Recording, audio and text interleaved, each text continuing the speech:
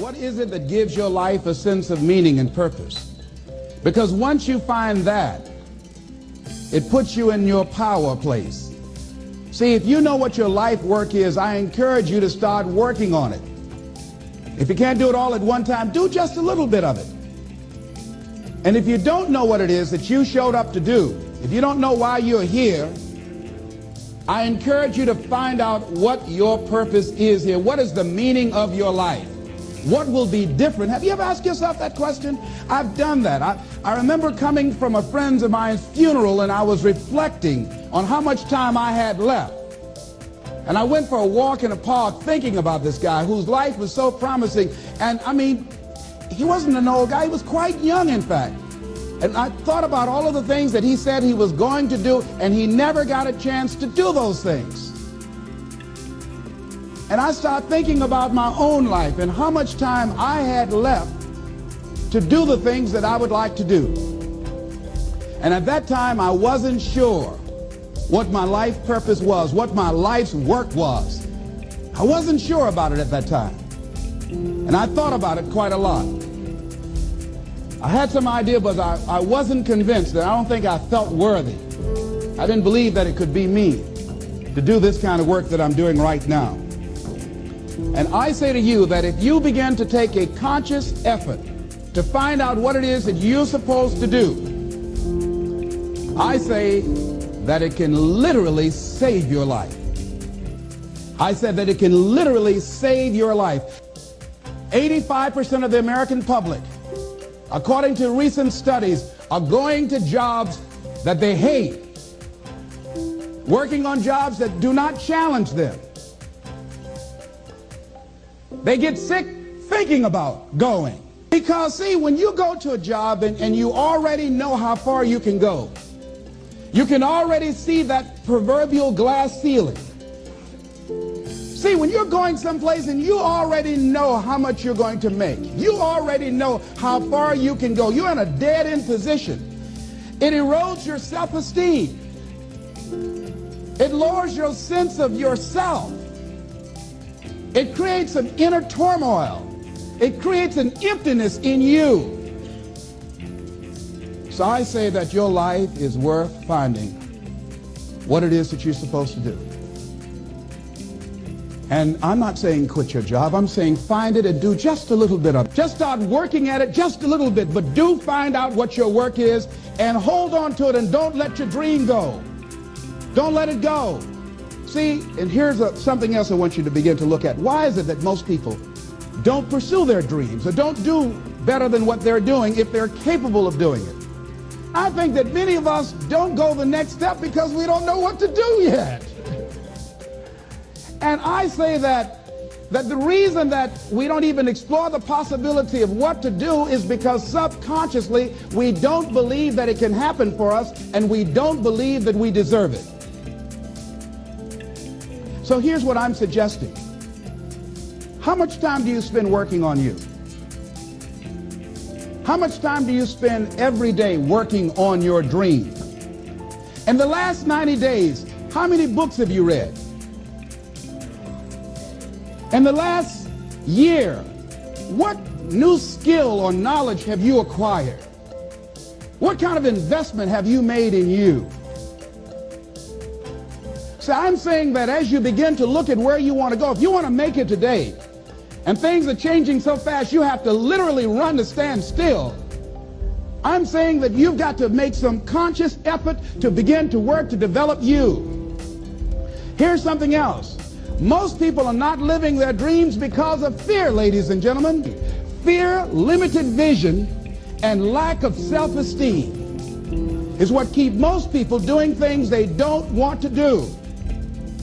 The same reason that people stay in relationships where they're abused or they're unhappy or it's unfulfilling, they can't see themselves beyond that relationship. They can't see themselves enjoying life without that person. They think that this is all that they can do.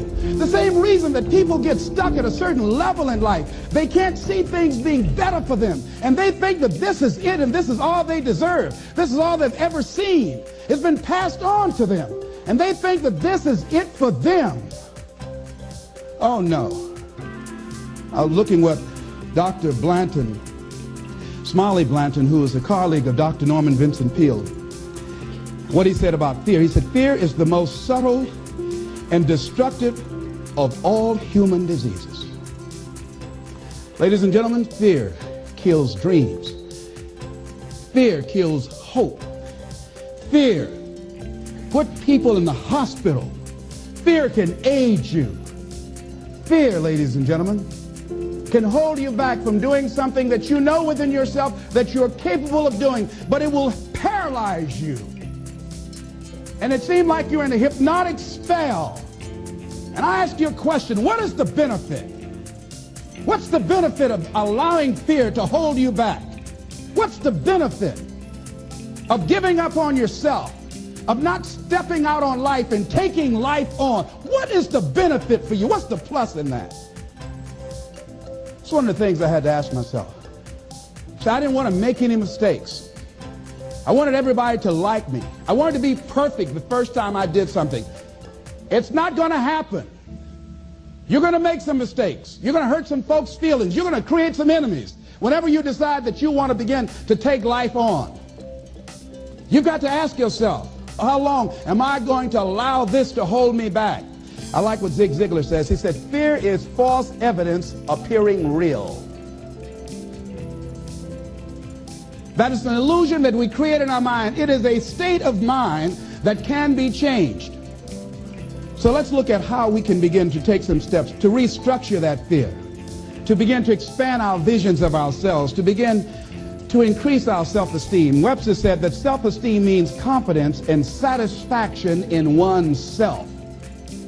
Look at your life right now. Whatever you've done up to this point in time, your life is working. Whatever you have produced, it came out of you as a result of the kind of person that you have become.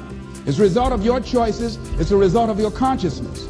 Now you have to ask yourself, are you satisfied with what you have produced? Is this what you want?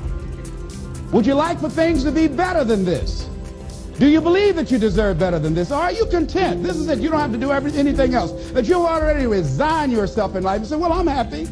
I'm not starving like the people in Calcutta. Are you allowing yourself to get off the hook like that? Or do you believe somewhere in the back of your mind or in your heart that there's some other great work for you to do? There's something else that life has for you. And that's why you're here.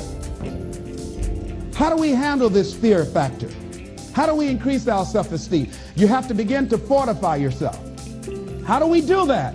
I believe that you have to begin to consciously monitor your inner conversation and start talking to yourself. Start building yourself up. Sometimes the only good things you will hear about you are the things that you say to you. So I'm saying learn to be your own booster. Start building yourself up. Start encouraging yourself. Start saying, I can do this. I can make this happen. When I started thinking about becoming a speaker, I said, yes, I can do this. I can make this happen. When I start trying to convince myself I can be a businessman after flopping and failing and losing thousands of dollars and feeling stupid and dumb and having people take advantage of me because of what I didn't know. I had to talk to myself because people were saying to me that I was dumb. And somewhere in the back of my mind, I was saying, you're right. Look at what I've done. I had to say, no, Les. Hey, come on, man. Get yourself together. You can handle this. You just haven't figured it out yet. It's all right. This is your training period. This is the tuition you have to pay for what you don't know.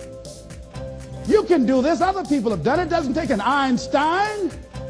Get you some people that can teach you some stuff that you don't know. Get you some people that have done it successfully and learn from them. Take some seminars, workshops, read some books on how to manage a business. Change the way you see yourself and begin to tend to the personal details. Understand that nobody's going to take care of your business better than you.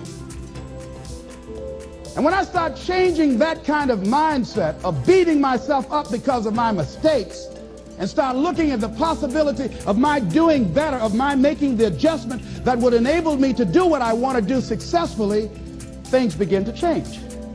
And I say, stop beating up on yourself. You do it. I know you do it. I've done it. It's a natural inclination for us to put ourselves down. See, we are born negative, I think, in a negative consciousness because we live in a negative world. Here's some other things, ladies and gentlemen. Begin to guard your mind against negative programming, like turn off the television. Don't watch the news. So you've got to guard the kinds of things that you put in your mind. See, if you don't program your mind will be programmed, because human beings are goal-oriented. That's why we die of broken hearts early. That's why we're running through life to early graves. We're going through life, ladies and gentlemen, and I think that Henry David Thoreau said that most men live in quiet desperation. Most of us go through life running scared. So we created this in our minds, false evidence appearing real. We made it real in our minds. That's why Churchill said there's nothing to fear but fear itself. That's the destructive monster. So turn off things that can contribute to your fear. Turn a deaf ear to people that all they can do is talk about how negative things are, because they have bought into the consciousness of the world. Start attending workshops, seminars, listening to tapes on a daily basis to begin to recondition your mind, to retrain your thinking. Faith comes by what? Hearing and hearing and hearing. Listen to things that can empower you, that can enable you to create a new reality for yourself, in a new life for yourself. You might appear to be strange around most people. You know, most people think you're strange if you're happy today. See, these people have not found their purpose in life. That's why they're grumpy. That's why they're miserable. That's why they're so negative. They're hurting and they want to hurt other people. So start practicing using programs for your mind. Seminars, books, workshops. Keep a journal. Record your thoughts. What's happening with you? Every day when you get up, have a journal near you. See, ladies and gentlemen, we get 3 to 4 thoughts a year that if we would act on those thoughts, they could change our life. What idea are you sitting on? Write your ideas down. And then, once you get that idea, take the leap. Take the leap. See, it's out here in the universe. If you don't take the plunge, I guarantee you, somebody else will. Take the plunge. Go into action. And ladies and gentlemen, you will be surprised how things will come together. You'll be surprised. Now, you're going to have some difficult challenges. I can tell you that now. Be aware of that. Things are not going to work out exactly right. For a time they will, sometimes. And that's when life is just playing a game with you. I want you to feel good and relax. But ladies and gentlemen, go into action with your dream. And don't avoid where the fights are. Get in the midst of the fight. Get knocked down so you can learn how to fight, so you can hold your position. See, most people don't get out in the arena of life because they don't want to fight. Most people don't get out there because they don't want to get knocked down. They don't want to be dropped to their knees. But see, you're going to be dropped whether you're on the field or whether or not you're sitting on the sidelines. You're going to be dropped. So at least get dropped for something. See, that's how most people are spectators in life. You don't want to be a spectator. You want to get out in the field where the action is, and you will be amazed.